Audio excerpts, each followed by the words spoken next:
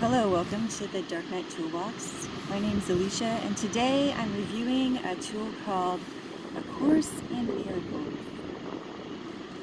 So this book works like this. Every day for an entire year, 365 days, you read an entry from this book, and throughout the day, you read it in the morning, and throughout the day, you repeat various practices with the entry. So it's basically a really good tool for taking small steps over a long time to equal a big change. So the things I really liked about this book is that process. It's really well done to have you repeat a small thing every day for a year. It's really going to help your brain wire new pathways and towards its intention. And the intention of this book is positive thinking and empowered thinking. It's intended to help guide you towards away from negative self-defeating thoughts and towards empowering positive thoughts that leave you resilient and responsible for yourself and happier and healthier. So it's well intended, and its practice is really good. And another really good thing about this book is that it has inspired a great number of really amazing teachers. I don't know if I'll review them in other episodes, but William Dyer was strongly influenced by this book, and Marianne Williamson, and there's a bunch of other fabulous teachers who were positively inspired and motivated by Course in Miracles. So those are the good things about this book. It's really good also if you happen to be a really heady person, if you're super intellectual, because it's really just like every day, and these entries that you read, they're kind of like a little mind puzzle where you kind of have to think through a loop. So if that works for you and that's motivating for you, try it out. Now this book, I did not really enjoy this book, and this is part of the reasons why. One, if you've watched any of my other episodes, you've seen that I'm actually really moved and motivated by using the body as a healing tool and kind of getting out of the head, and this is a super heady tool.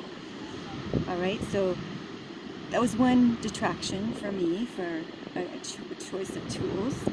And another thing about this book is that the entries themselves are I found them to be manipulative, and I didn't enjoy them, because instead of directly saying, hey, you think a positive thought every day for 365 days, you're going to rewire your mind and you're going to be a positive thinker.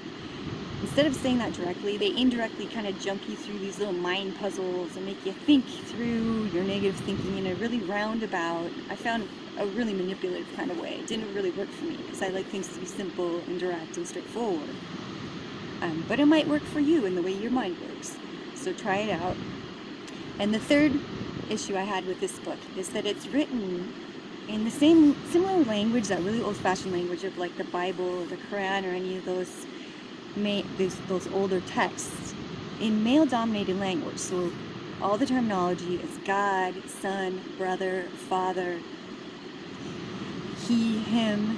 Okay, and I am not this book is intended to empower you to understand that you have the divine within you, but I am not a him or a father or a son or a brother. I am a daughter and a mother and a female, obviously. Okay, so when I was reading the book, I would change the wording in my mind's eye, kind of change all the hims and he's and him and gods and brothers to divine or people or us. And that helped to be more relatable to me, because I have a hard time relating to that male-dominated, old-school language. So that's my review of A Course in Miracles. I'm kind of a stickler for staying about the language, because I really think it's worth changing. I live in Canada, and the Canadian anthem used to say, "Pure patriot love in native son's command." And just recently, like within the decade, they changed that to "pure patriot love in all of us command." And that I find way more relatable, because for one, I'm not a native, I'm an immigrant, and for two, I'm not a son, I'm a daughter. So all of us relates to me.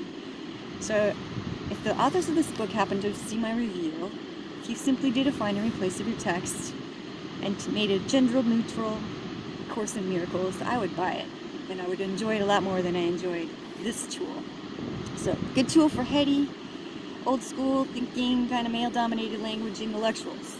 It's an academic tool. If that works for you, give it a try. Alright, thanks for listening to my review, and we'll see you next time in the next tool review of the Dark Knight Toolbox.